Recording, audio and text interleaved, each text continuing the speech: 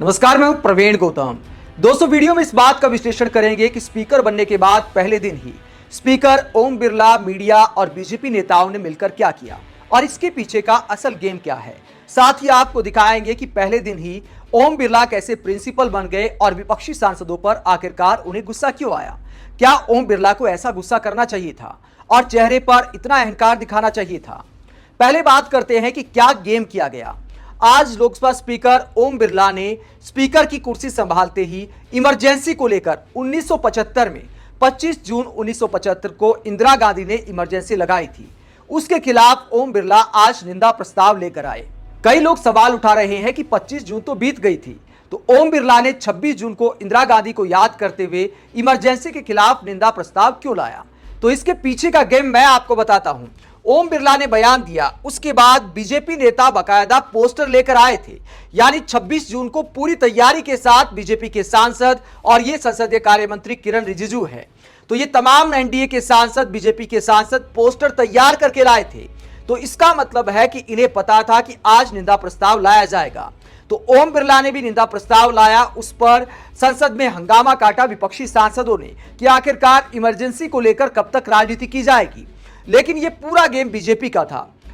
ओम बिरला अंदर भाषण देते हैं, बीजेपी के सांसद और मंत्री ऐसे पोस्टर लेकर आते हैं, ना भूलेंगे, ना माफ करेंगे, ना दोहराने देंगे। तो यह सारा खेल क्यों किया गया। ओम बिरला अंदर निंदा प्रस्ताव लेकर आते हैं, बाहर बीजेपी के नेता प्रोटेस्ट करते हैं और मीडिया में डिबेट चलता है इसी मुद्दे को लेकर और इंडिया गठबंधन को घेरने की बात की जाती है। आज तक की डिबेट की हेडलाइन आप देख सकते हैं किस तरह की भाषा के साथ मीडिया भी इस मुद्दे को उछाल रहा है। यानी मीडिया, बीजेपी सरकार और स्पीकर तीनों ने मिलकर इमरजेंसी का मुद्दा आज उठा दिया और विपक्ष को टारगेट कर दिया। और यही असली गेम है। ये पोस्टर क्यों बनाए गए, इमरजेंसी को 25 जून की बजाय आज 26 जून को क्यों याद किया गया। क्योंकि दोस्तों, हकीकत यह है कि जब विपक्षी नेता आजकल संविधान की किताब लेकर संसद के अंदर जा रहे हैं और यह बात साबित करने की कोशिश कर रहे हैं कि मोदी सरकार संविधान के खिलाफ चल रही है और हम संविधान को बचाने की लड़ाई लड़ रहे हैं, तो इस बात का परसेप्शन बदलने के लिए पीएम मोदी और बीजेपी ने यह रणनीति बनाई कि 1975 में देश को पहुंचा देते हैं। मतलब 2024 में हम पहुंच गए। बीजेपी वापस टाइम जोन को 1975 में ले गई और देश को वो याद दिलाने की कोशिश की जा रही है कि देखिए असली डिक्टेटर कौन था। पीएम मोदी ने भी बाकायदा इसके लिए ट्वीट किया, माहौल में और ज्यादा हवा देने की कोशिश की और कहा कि मैं ओम बिरला जी का धन्यवाद करता हूं कि वो निंदा प्रस्ताव लेकर आए और 1975 का वो दौर आज की युवा पीढ़ी को जानना चाहिए कि डिक्टेटरशिप क्या होती है और उस दौरान क्या किया गया था। यानी 2024 में 1975 की याद दिलाई जा रही है, बार बार दिलाई जा रही है। कई लोग सवाल उठा रहे हैं कि 25 जून तो बीत गई, 26 जून को इतनी हाय तौबा करने की क्या जरूरत है।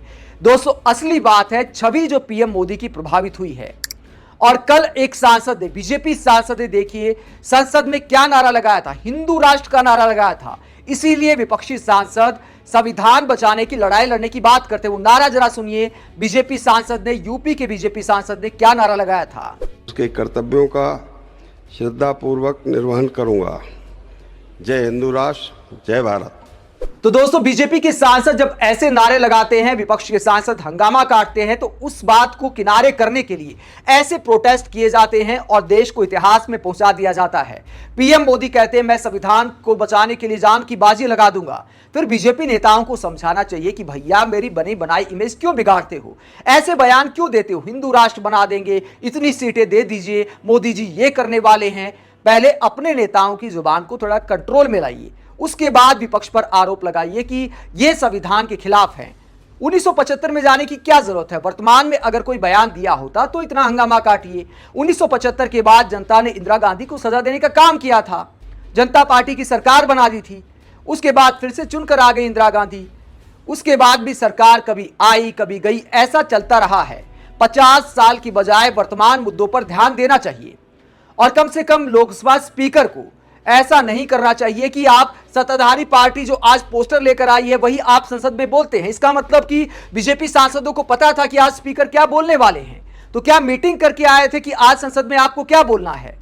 तो यह पूरा खेल एक्सपोज करता है और आप जब आज चुन कर आए तो अखिलेश यादव, राहुल गांधी, तमाम नेताओं ने कहा कि हम आपसे उम्मीद करते हैं कि जिस तरह आप विपक्षी सांसदों पर गुस्सा दिखाते हैं उस तरह का गुस्सा एक आध बार सत्ता पक्ष पर भी दिखाइए। अखिलेश यादव ने कहा था कि ऐसा नहीं कि आक्रोश सिर्फ विपक्षी सांसदों पर दिखाई दे, आपका सत्ता पक्ष पर भी थोड़ा कंट्रोल होना चाहिए। और उस वक्त ऐसा लगा था कि शायद ऐसा ना दिखाई दे, लेकिन आज पहले दिन ही क्या ट्रेलर दिखाया है ओम बिरला ने। आप वीडियो देखिए। जब विपक्षी सांसद बोलने का टाइम मांग रहे थे, बोलने का टाइम ही तो मांग रहे थे, आप मना कर सकते थे, समझा सकते थे। मीरा कुमार से सीखिए आप। पूर्व लोकसभा स्पीकर मीरा कुमार किस तरह प्लीज करती थी, प्लीज बैठ जाइए, प्लीज बैठ जाइए, और ओम बिरला किस तरह तेवर दिखाते। जरा आप बॉडी लैंग्वेज देखिएगा, वीडियो देखिए।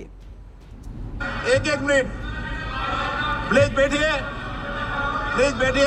मतलब ऐसे कौन प्लीज बोलता है बताइए, प्लीज में भी गुस्सा। बोलना, एक मिनट, प्लीज बैठिए, बैठिए।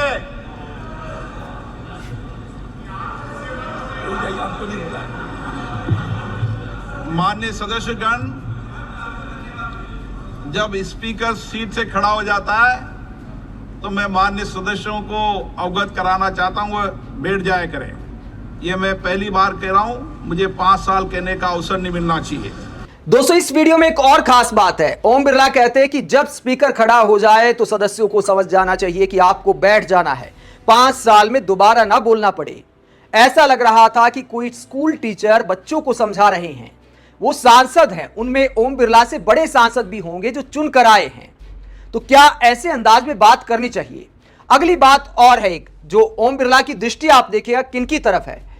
इधर विपक्षी सांसद बैठे हैं तो पूरी जो धमकी है वो सिर्फ विपक्षी सांसदों को, देखिए आप, नजर टेढ़ी है, मतलब इस साइड विपक्षी सांसद बैठे इसीलिए। अवगत कराना चाहता हूं, बैठ जाया करें। ये मैं पहली बार कह रहा हूं, मुझे 5 साल कहने का अवसर नहीं मिलना चाहिए। दोस्तों, क्या ये सिर्फ इत्तेफाक है? क्या शोरगुल सिर्फ विपक्षी सांसद मचाते हैं? सबकी तरफ ऐसे गर्दन घुमा घुमा कर भी संदेश दे सकते थे कि आप माननीय सांसद हैं, आपको संसद की गरिमा का ध्यान रखना चाहिए, ओम बिरला जी को इस अंदाज में बात करनी चाहिए। लेकिन सिर्फ विपक्षी सांसदों की तरफ टेढ़ी आंख करके ऐसे देखना दिखाता है कि ओम बिरला ये मानते हैं कि शोरगुल सिर्फ विपक्षी सांसद मचाते हैं। जबकि पिछली बार की संसद का इतिहास देखें तो सत्ता पक्ष ने भी खूब शोर मचाया है, खूब माफी मांगो की मांग की है, लेकिन कभी इस अंदाज में 5 साल में ओम बिरला को सत्ता पक्ष के सांसदों को डांटते किसी ने नहीं देखा होगा। शायद इसीलिए आज अखिलेश यादव ये कहने को मजबूर हो गए कि विपक्ष के साथ साथ सत्ता पक्ष को भी कंट्रोल में रखने की आपकी जिम्मेदारी है। आपका अंकुश विपक्ष पे तो रहता ही है, लेकिन आपका अंकुश सत्ता पक्ष पे भी रहे। हालांकि दोस्तों, कई लोग ये सवाल उठा सकते हैं कि पहले की सरकारों में भी इस तरह पक्षपात किया जाता होगा, तो ऐसे लोगों की आंखें खोलने के लिए खबर मैं दिखाता हूं। मनमोहन सरकार में क्या हुआ था, ये खबर आप देखिए। ये पिछले साल की खबर है एबीपी न्यूज की, जिसमें बताया गया है कि मोदी काल में 255 सांसद निलंबित, इनमें एक भी बीजेपी का नहीं। मनमोहन के 10 साल में 28 कांग्रेसी भी हुए थे सस्पेंड।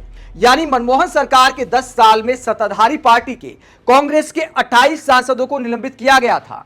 यानी तब के जो स्पीकर थे वो सत्ता पक्ष वालों पर भी कार्रवाई करते थे, लेकिन यहां पिछले 10 साल में बीजेपी का एक सांसद भी सस्पेंड नहीं हुआ, जबकि हंगामा करने में बीजेपी सांसदों ने भी कोई कसर नहीं छोड़ी थी। यानी ओम बिरला जो प्रिंसिपल बनते हैं वो सिर्फ विपक्ष के लिए हैं, सत्ता पक्ष के सांसदों पर कोई कार्रवाई नहीं की जाती। यहां तक कि आप सोच कर देखिए, रमेश विदुड़ी ने जैसी भाषा का इस्तेमाल किया था, धर्म को लेकर जितनी गिरी हुई भाषा का इस्तेमाल किया था, कभी किसी सांसद ने इतिहास में किया है।